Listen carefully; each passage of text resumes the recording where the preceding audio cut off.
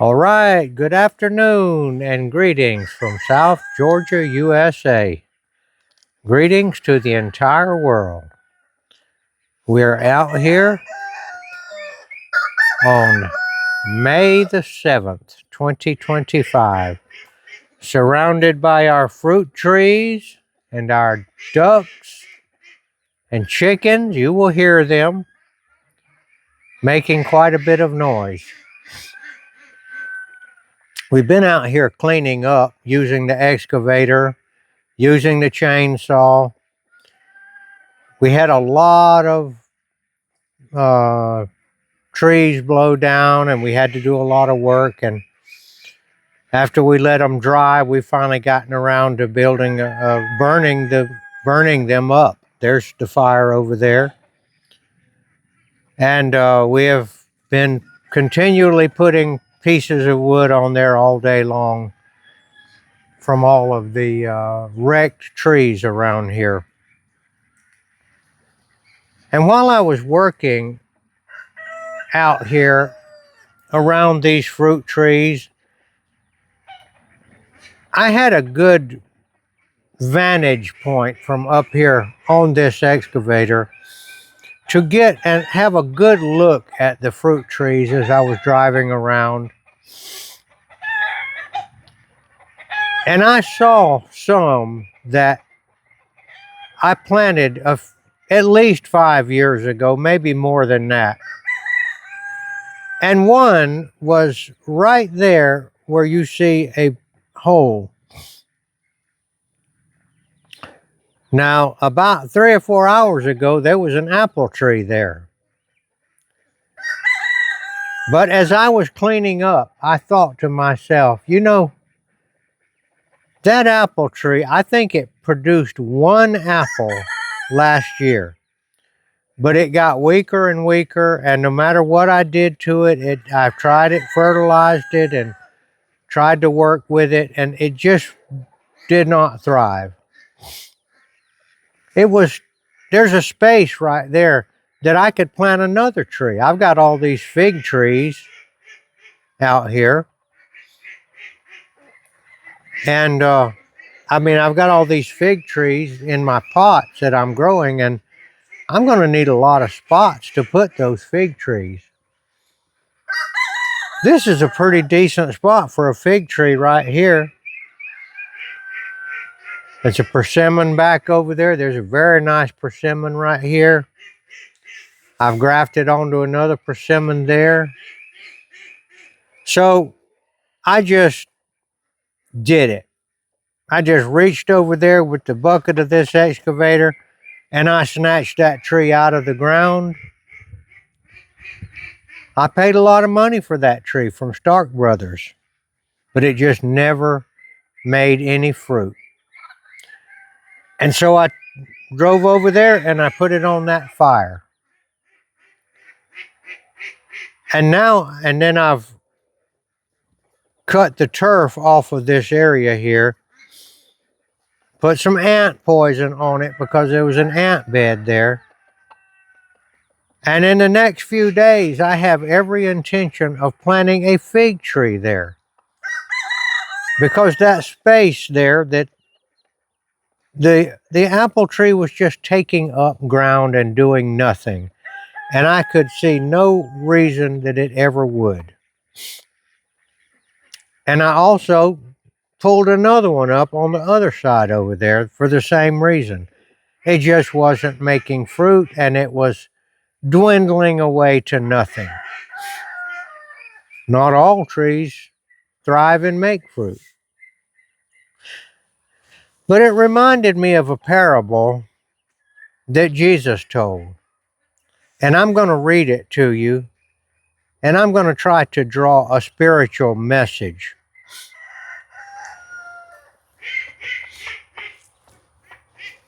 It is Luke 13, and I'm going to read it from the King James Version, the older version with more archaic language, which I like. You'll see there are some words that'll be different, but it doesn't change the meaning. And then I'm going to read it to you in the New King James Version. All right, the Old King James, the King James Version, Luke 13. And this is Jesus talking. And it says, He spake also this parable. A certain man had a fig tree planted in his vineyard. Now I realize that this was not a fig tree, it was an apple tree, and I'm going to replace it with a fig tree, but it doesn't make any difference what kind of tree it was.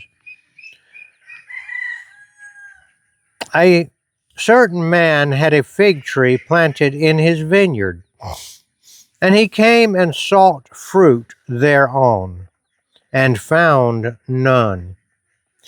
Then said he unto the dresser of his vineyard, Behold, these 3 years I come seeking fruit on this fig tree, and find none. Cut it down.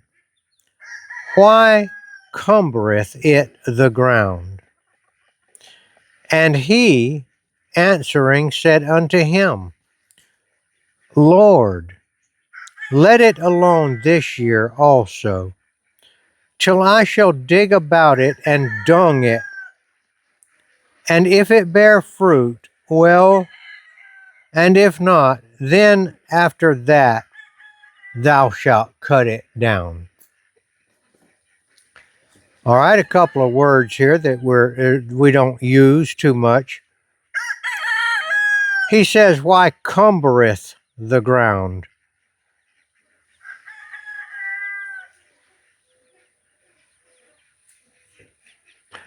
And in the New King James it says, Why does it use up the ground?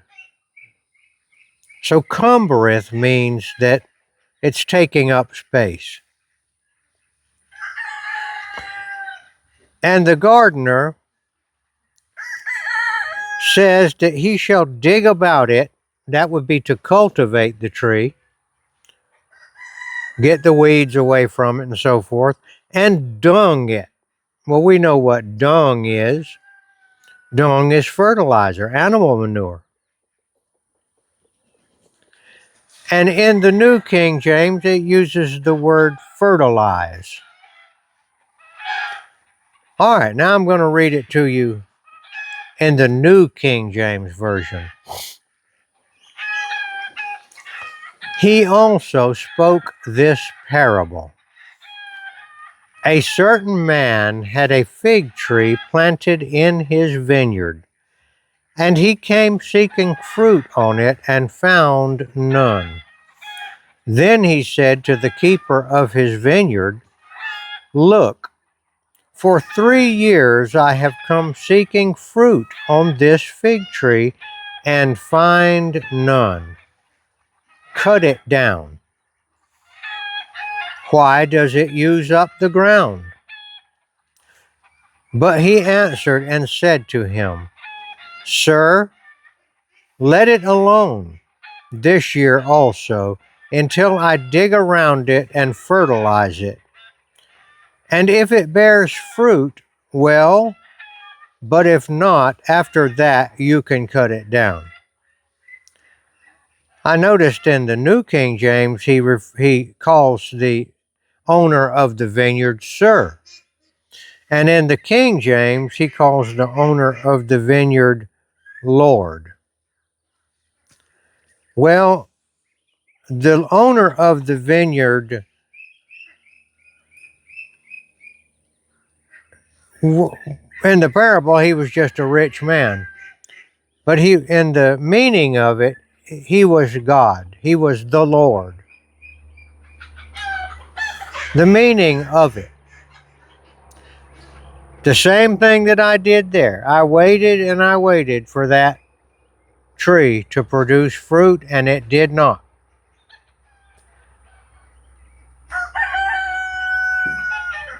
I didn't come out here specifically to cut it down, but when I started cleaning up and thinking about, I need this tree cumbereth the ground or uses up the ground that I can use for something else. And I happen to have many fig trees that are going to be looking for a home. What is the meaning of the parable? What is Jesus trying to tell us?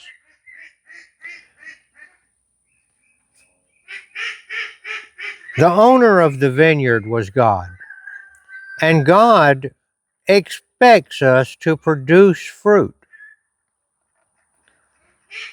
Not figs or apples, but the fruits of the Spirit.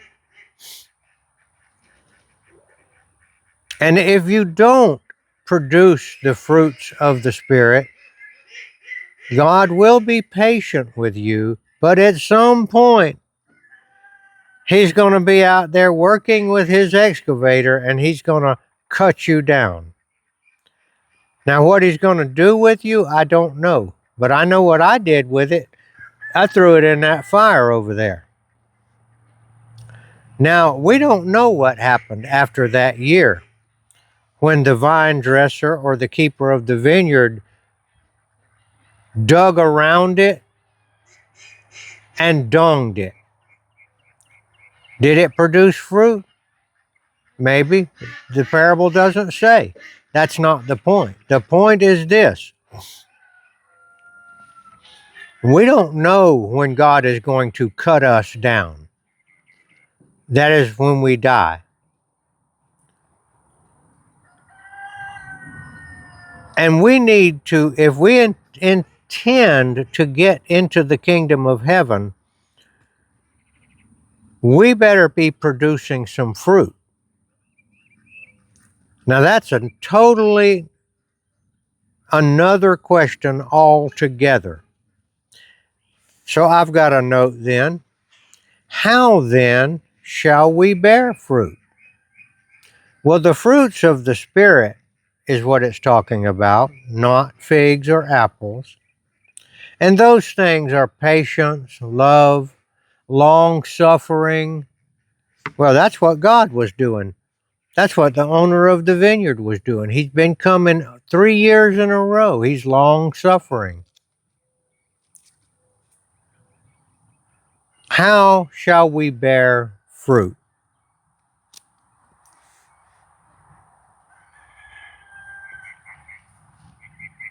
Well, there's only one way, in my opinion, that you can bear the fruits of the Spirit. And that is if you have Jesus in your heart. When you become born again, is the way the Bible puts it, you will have the Holy Spirit come upon you, and it will cause you to think differently than the way that you thought before.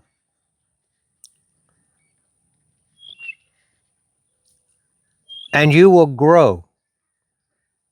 You will be a little tree then. You will be the born again man, but the old sin natured man is still hanging around. But you will begin to bear fruit. So, how do you bear fruit? You ask Jesus to save you, to come into your life, to come into your heart, and give you the Holy Spirit. And that is the beginning of your growth. It's like planting a new little tree. Now, the world is going to try to destroy that tree. The grass is going to try to destroy that new fig tree that I'm going to plant there. The nematodes in the soil are going to try to destroy it. The drought is going to try to destroy it. But Jesus is going to take care of that. You. He's going to teach you with the Holy Spirit. He's going to give you what you need to bear fruit. Look, you can't bear fruit by yourself. No man can bear good fruit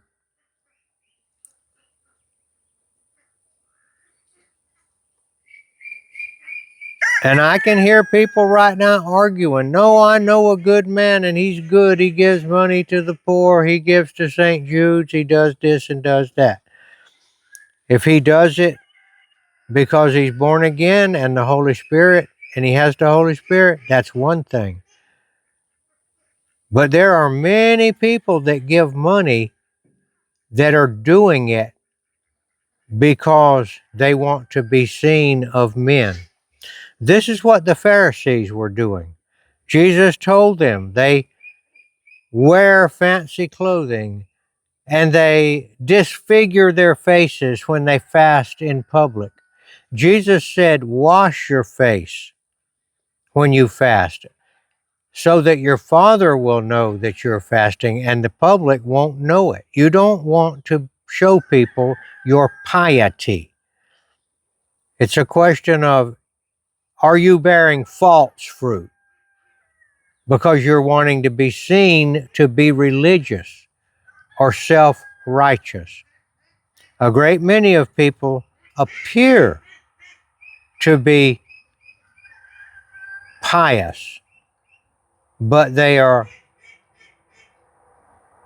producing rotten fruit because they're doing it for the wrong reason. Let's say that.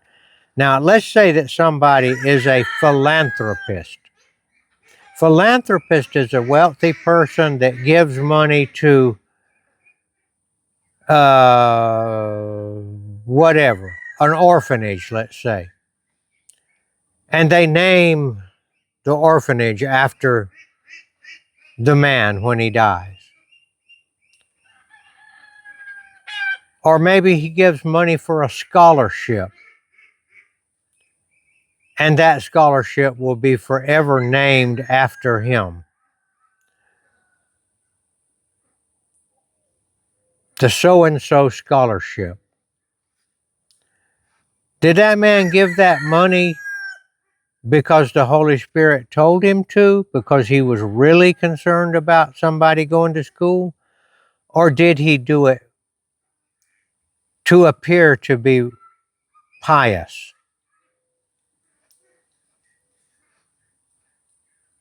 Only God knows that. But you can produce rotten fruit. Now, on the outside, when the world looks, they'll say, oh, that's such a good man. But God knows the heart. Why are you doing it? So that kind of gives you an idea of what bearing fruit means. So if you think, okay, I got to bear fruit, I got to go out there and start doing some good stuff, that's not it. Seek the kingdom of heaven. That's what Jesus said. And all things will be added to you, including your fruit bearing. Ask Jesus to save you. Ask him to cause you to be born again. Ask him to give you the Holy Spirit. That's seeking the kingdom of heaven. And then all things will be added, including and mostly you will bear fruit. All right, that's my take on what it means here on May the 7th, 2025.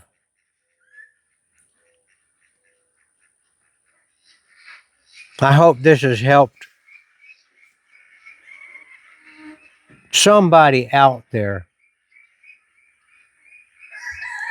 want to bear fruit because you don't want to be cut down. But I would say more importantly, to understand what bearing fruit really is. The world thinks that bearing fruit is doing good works. We don't have any good works. So if it's not the Holy Spirit doing it in you, then I don't care how many endowments you set up or how many orphanages you give to.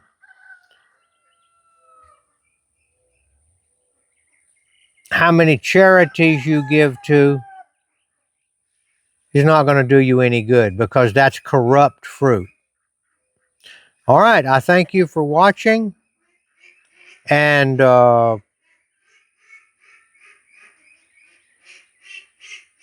like you to subscribe to the channel if you would. And I'd like you to make comments if you will. I know a lot of people disagree with what I'm saying because the world, most people think that they can bear fruit on their own. But you can't bear fruit on your own. You have to be grafted into the vine of Jesus. It's Jesus that bears the fruit. All right, I thank you for watching, and we'll, Lord willing, come to you again tomorrow. Thank you.